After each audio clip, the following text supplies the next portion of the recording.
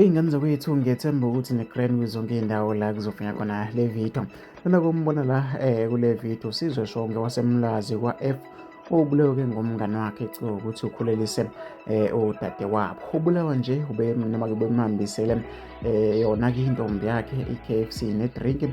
Umsola-ke kuthiwa-ke akakaboshwa wey'ngane zakwethu. Futhi ukuthi ngizuvo lwakho ukuthi wena ngicabangani-ke ngalolu daba. Nangomunye uthi-ke that's wena malume wabulala-ke ubaba impilo yakhe yonke-ke egcekeni wey'ngane zakwethu. Nangomunye uthi-ke yabona manje useyazisola umngani wakhe bekumele ayeke ukuzwana noma kumele ayeke ukuzwana naye bathathe-ke ngokudinwa nje lo noma-ke uthathe ngokudinwa nje lo obulele uyena-ke ose-wrong manje wey'ngane zakwethu. Nangomunye uthi kwabuhlungu bakithi inkinga vele-ke abafana basemakithi-ke ba-protective too much. Mhlawumbe-ke bayazi imikhuba yomngani wakhe ukuthi-ke mhlawumbe angazwisa kosisi wakhe ubuhlungu. Phela-ke kunalento ekuthiwa-ke i-friend code ukuthi-ke awuqonwe nje umuntu-ke wakamngane ufana-ke nengane yakini, kodwa-ke akumniki isizathu esanele sokuthi-ke embulale. Mina-ke ngifisa ukuthi ngizovola khona umbono wakhe ahlangapha ku-comment section.